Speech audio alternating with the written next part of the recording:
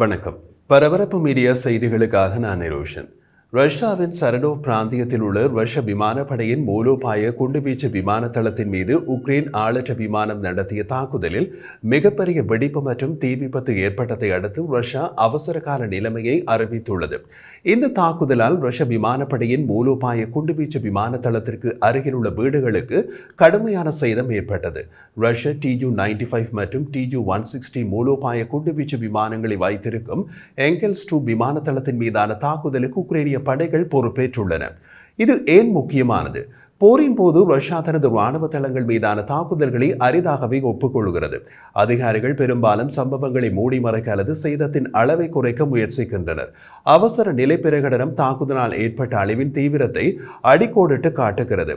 எங்கெல்ஸ்-2 விமான தளத்தின் மீதான தாக்குதலை உக்ரைனின் உளவுத்துறை SBU மற்றும் உக்ரைனின் ஆயுதப்படைகளின் சிறப்பு நடவடிக்கை படைகள் இணைந்து நடத்தியதாக உக்ரைனின் ஆயுதப்படைகளின் பொதுப்பணியாளர் வட்டாரங்கள் RBC உக்ரைன் ஊடகத்திடம் தெரிவித்தன. இந்த விமான தளத்தில் ரஷ்யாவின் Tu-95 மற்றும் Tu-160 மூலோபாய குண்டுவீச்சு விமானங்கள் உள்ளன. அவை அணு ஆயுதங்கள் மற்றும் வழக்கமான நீண்ட தூர ஏவுகணை தாக்குதல்களை நடத்தும் திறன் கொண்டவை. போரில் உக்ரைனின் மீது ஏவுகணை தாக்குதல்களை நடத்த ரஷ்யாவின் இராணுவத்தால் இந்த விமான தளமும் இதில் உள்ள விமானங்களும் பல முறை பயன்படுத்தப்பட்டன. இந்த இராணுவ வசதி உக்ரைன் பிரதேசத்தில் ஏவுகணை தாக்குதல்களையும் பொதுமக்களுக்கு எதிரான தீவிரவாத தாக்குதல்களையும் நடத்த ரஷ்ய விமான போக்குவரத்து பயன்படுத்துகிறது என்று உக்ரைன் கூட்டுப்படைகளின் அறிக்கை கூறுகிறது. மாஸ்கோவுக்கு தென்கிழக்கே சுமார் 500 மைல் தொலைவில் இராணுவ தளம் அமைந்துள்ளது. மேலும் இது போர் முழுவதும் பலமுறை குறிவைக்கப்பட்டுள்ளது. தாக்குதலின் காட்சிகள் அடிவாரத்தில் இருந்து பெரும் புகைமூட்டம் எழுவதையும் கடுமையான தீப்பிழம்பையும் காட்டியது. குண்டுவெடிப்பு சில வீடுகளை முற்றிலுமாக அழித்ததாகவும் கூரைகளை கிழித்து தெரு முழுவதும் ஏவியதாகவும் மற்ற காட்சிகள் காட்டுகின்றன. இந்த தாக்குதலில் 30 குடியிருப்பு வீடுகள் சேதமடைந்ததாக ரஷ்யாவின் சரடோவ் பிராந்தியத்தின் கவர்னர் ரோமன் புசார்ஜின் தெரிவித்தார். பாதுகாப்பு காரணங்களுக்காக அந்த பகுதியில் வெளியேற்றம் மேற்கொள்ளப்பட்டது என்றார்.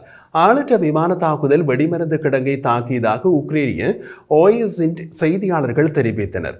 ரஷ்ய வெடிமருந்து கிடங்கில் உள்ள வெடிப்பொருட்கள் வெடித்து சிதறியலாலேயே ரஷ்ய விமான தளத்திற்கு அருகில் இருந்த ரஷ்யர்களின் வீடுகள் அழிக்கப்பட்டன. அந்த வெடிப்பொருட்கள் உக்ரைனியர்களின் வீடுகளை அழிக்க அங்கு வைக்கப்பட்டிருந்தன. உக்ரைன் ரஷ்யா இரண்டுமே முன்பு சோவியத் யூனியனுக்குள் இருந்த நாடுகள். உக்ரைனின் தேசிய பாதுகாப்பு மற்றும் பாதுகாப்பு கவுன்சிலின் அதிகாரியான ஆண்ட்ரி கோவலென்கோ KH-101 குரூஸ் ஏவுகணைகள் உட்பட பல ஏவுகணைகள் குண்டுவெடிப்பில் அழிக்கப்பட்டதாக கூறினார். எத்தனை ஏவுகணைகள் அழிக்கப்பட்டன என்ற எண்ணிக்கை பின்னர் தெரியவரும். இந்த விமான தளம் உக்ரைன் மீதான தாக்குதல்களுக்கு மூலோபாய விமானத்தால் பயன்படுத்தப்படும் அதிக எண்ணிக்கையிலான ஏவுகணைகளை சேமித்து வைத்திருந்தது. அவை அனைத்தும் காலி. அவை வெடித்து ரஷ்யர்களின் வீடுகளையே அழித்துள்ளன என்றார். மற்றொரு பக்கத்தில் ஐரோப்பா மற்றும் அதற்கு அப்பால் உள்ள 30 நாடுகளை சேர்ந்த மூத்த இராணுவ அதிகாரிகள் நேற்று வியாழக்கிழமை பிரிட்டனில் சந்தித்து உக்ரைனுக்கான சர்வதேச அமைதி காக்கும் படைக்கான திட்டங்களை உருவாக்கினார்கள்.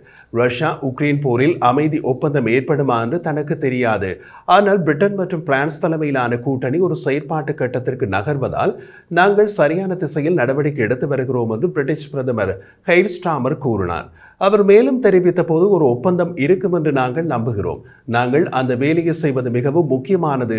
ஏனென்றால் ரஷ்ய ஜனாதிபதி விளாடிமிர் புட்டின் மீறக்கூடிய ஒன்று பின்னால் எதுவும் இல்லாத ஒப்பந்தம் என்று எங்களுக்கு உறுதியாக தெரியும் என்றார். உக்ரைன் ஜனாதிபதி வோலோடிமிர் செலன்ஸ்கி முன்னிலையில் வியாழக்கிழமை பாரிஸில் உக்ரைனை விருப்பமுள்ளவர்களின் கூட்டணி கூட்டம் நடைபெறும் என்று பிரான்ஸ் ஜனாதிபதி இமானுவேல் மேக்ரோன் தெரிவித்தார். அதற்கு அமெரிக்கா அழைக்கப்படுமா என்று தெரியாது. அழைக்கப்படுவதும் சந்தேகமே.